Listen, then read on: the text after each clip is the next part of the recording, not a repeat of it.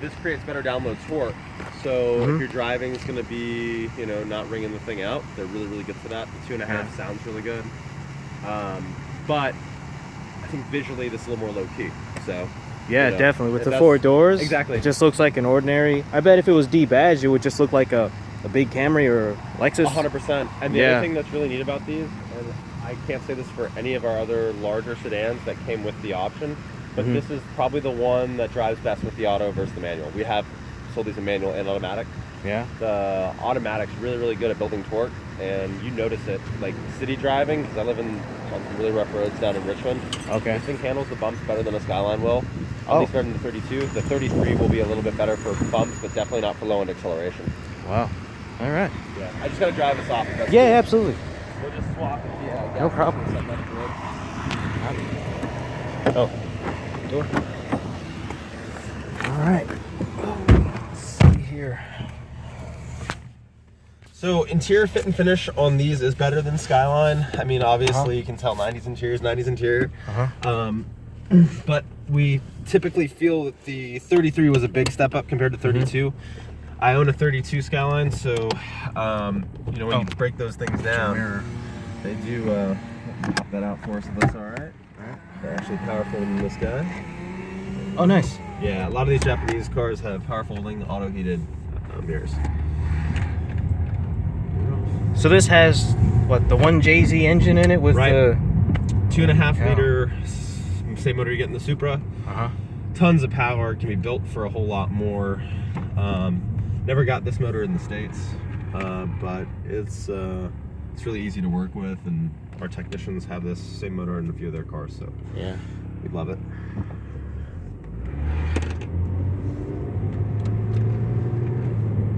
Oh yeah, transmission is smooth. Yep, it's super smooth. Car creates a lot of power. I mean, it's struggling for traction in stock form.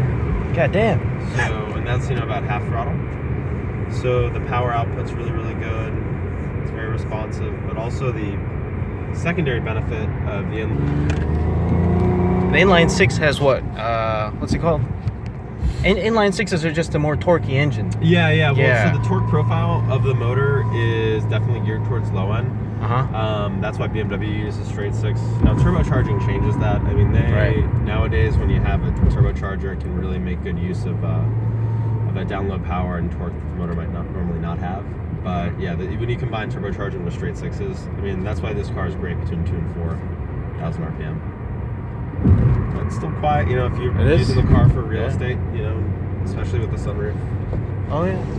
And that's rare. Skylines, you don't see a lot of sunroofs. Yeah. But and just a question, which cars would have cruise control? Yeah, because I sort of got spoiled with having that. Sure. So our Celsiors come with it. I have seen some Skylines with it. I have not driven these enough to know whether there's cruise or not. And two-wheel drive R33 Skylines, and these is the turning radius is fantastic. So I'm going to give you kind of a tight turn here. Really, really tight. Wow, it turns like a Civic. Yep. Oh, that's great. For a big car like this, damn. Surprised. And you mind? Not at all. Just anything. Sure. Wow, okay, this is weird. Yeah, I'm like reaching for the different stuff. We're in drive here. Just check the mirror's good.